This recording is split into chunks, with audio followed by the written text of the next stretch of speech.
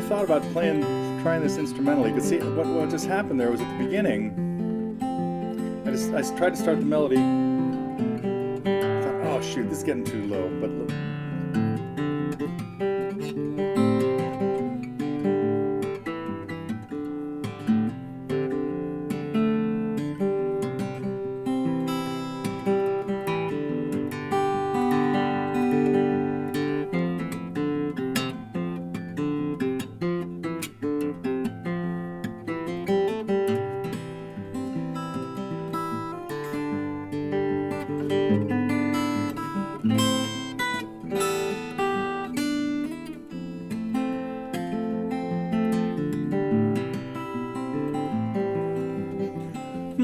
Interesting. It is the 24th of March. And what happened this week with the reason these days kind of like got on my radar, it was partly from what I was talking about last week with wooden ships, or a week or two ago, with wooden ships and the connection with For Every Man. And then one of my students mentioned that my lesson on these days was just a Campfire version, which I totally forgot about, that I never put together the fingerpicking version. And so I thought, okay, we got to remedy that. And so I had a couple of students working on it, and I wrote it out. And so that has been added in case anybody, I didn't even put this on the form yet. It should be there by the time you see this, but I didn't put a big announcement out. Anyway, so the lesson on these days has now been updated to include what he did. Now, of course, Jackson plays it at the capoed at the 2nd fret, so it's still in the original key of D, with this descending bass line with the C. And something else really interesting happens in it, that when he comes back. There's also a great video of him doing it on the electric guitar with a significantly different chord progression, using E minors in there, the way it was done originally by Nico, before Jackson had even made any albums. So, anyhow, I digress, like usual. But he did something really interesting in there that is a little difficult for most people, and this sort of ties in with last week's tip talking about fingerpicking patterns. I may get to some more of that today, but it's actually going to be to try what happens in these days and in one other song that I'll get to in a minute that I even mentioned last week because it was the After the Ball week. But in a normal fingerpicking pattern, I guess I'm going to go into the tips right now. You go from a lower note to a higher note in the two alternating bass notes. Even on a D chord, when you would go from the 4th string to the 3rd string.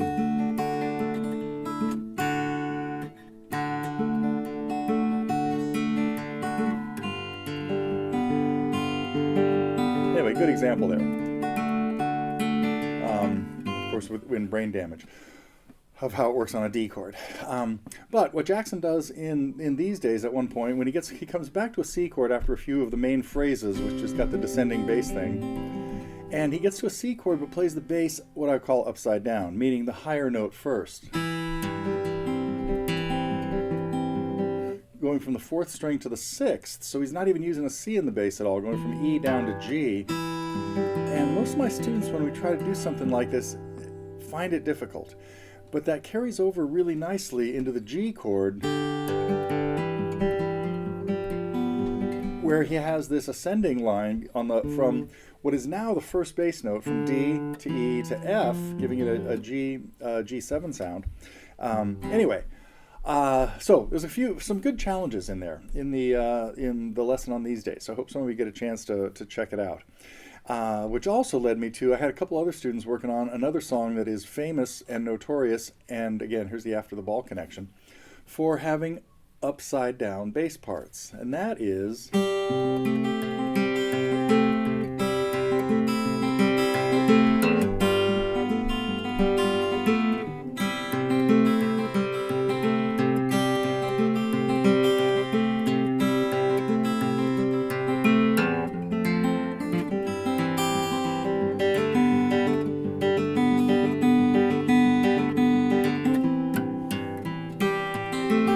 always throw in a few extra beats in there too, just to be more authentic. But that's of course Candyman, Reverend Gary Davis's tune. And I was just working yesterday with a student on this. who was having a heck of a time playing starting because there's a pickup note in there, and the pickup note is the low bass. And so you start hearing the bass as this.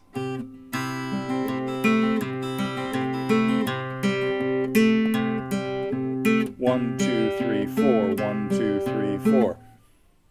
I told him, you have to learn this. Do not play that first note. You have to play the G as the first bass note. 1, 2, 3, 4, 1, 2, 3, 4. You have to hear the G and the A as the strong beats of the measure. And that is really, really difficult. So if you have either messed with that song or are thinking about it or want to just tackle what appears to be very simple but is deceptively difficult, take a look at the Candyman lesson. And you can kind of see what I'm doing here is I'm laying into that third string and barely playing the other bass note. If I do it the other way around,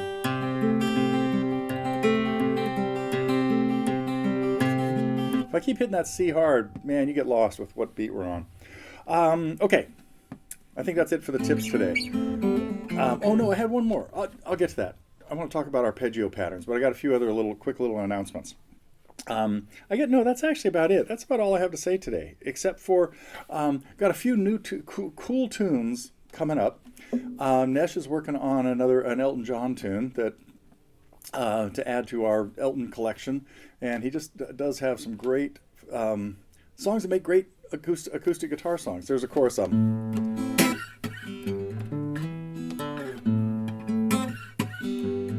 Oh man, I haven't played this in years. Let's take a look at it though.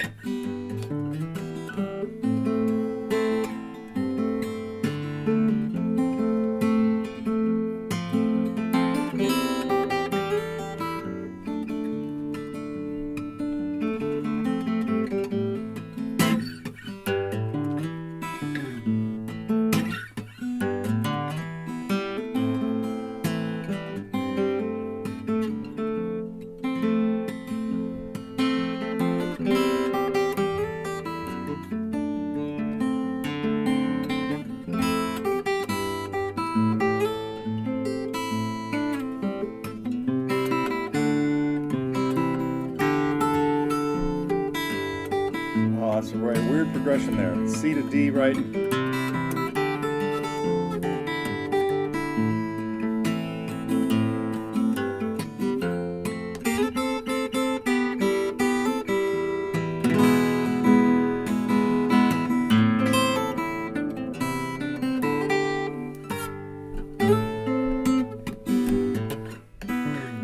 Anyhow, sorry. Got to get off that tangent there. So, but I'm pretty sure I do have a lesson on that. I know that's a fun one. Okay, let's talk about the next thing in fingerpicking that you should be working on. And that is just start with a simple arpeggio pattern, like in House of the Rising Sun, 6 notes, or in Hallelujah, 1, 2, 3, 4, 5, 6, 1, 2, 3, 4, 5, 6, 1. And get to where you can do that very easily, just back and forth on a couple of chords like G and E minor, like I was doing there. And then, but then start working on changing the order of the notes kind of randomly. And you could start with something like backwards, meaning going thumb, ring, middle, index. Instead of going from the 3rd string to the 2nd to the 1st and back, which I would call just straight up and down pattern. Reverse the order of those fingers. Still start with the bass note.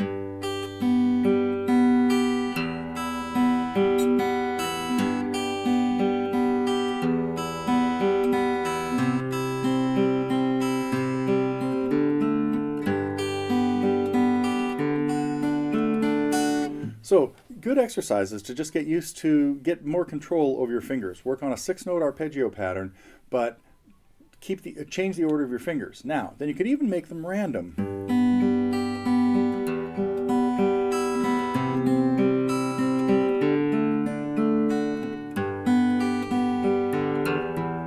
You can bring in second thumbs.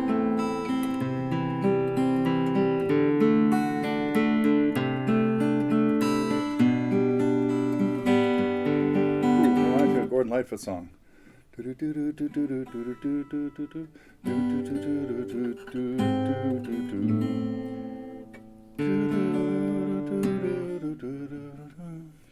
Anyway, never mind. I know you could stop.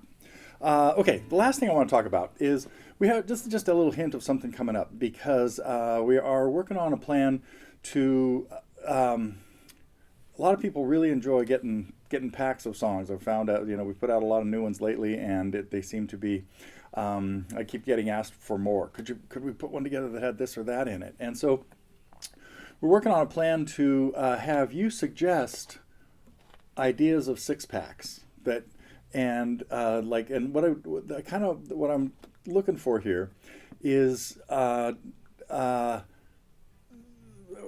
songs that are not already in packs. So it can't be like in an artist pack. We have a ton of artists that we have only 1 or 2 lessons from. And if you could pick 6 different artists and throw them into one pack, who might that be? Anyway, you don't have to answer that yet on the forum. I'll have this, should be in an email, probably not this week, but maybe next week. But be thinking about that. We were trying to work on a plan with our developers to. Shouldn't tell you about stuff that we're trying to do that is not going to happen. That's a really bad idea. But we were trying to work out a way to do like custom packs. Pick any 6 songs you want, throw them in a pack, and get them for the 6-pack price. But they're telling us that is too difficult with the amount of songs that we have here and stuff like that. Everything has to. Okay. I think that's it for today. Let's see. I already played Candyman. What else should I play here? Let's see, I did some other John Fahey stuff last week. Oh, I'm not sure if I got to this, but here's another Fahey one that I'm working on.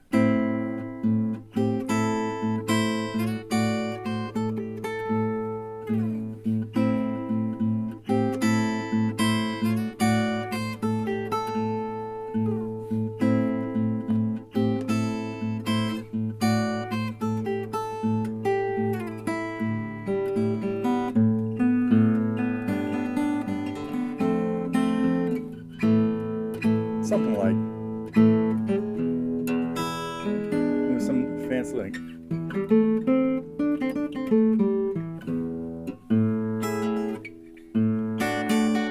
That's it.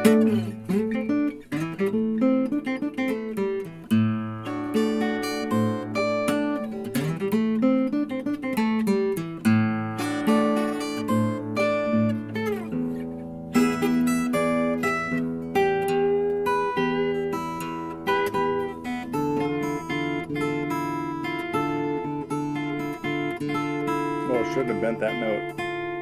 It's way out of tune now. Okay, that is Some Summer Day, and I think I've teased you with that one before, but that's another one that a few of my students are working on right now, and so I'm going to have to add that to the Fahey pack pretty soon. Okay, that is it for today's update, the 24th of March. I almost said May. I got May on the brain because there's some really cool things happening in May that I'll tell you about later. So. Okay, I hope everybody has a great weekend and enjoys playing guitar and finds some songs that really inspire you. Take it out with this one. It's a very weird tune.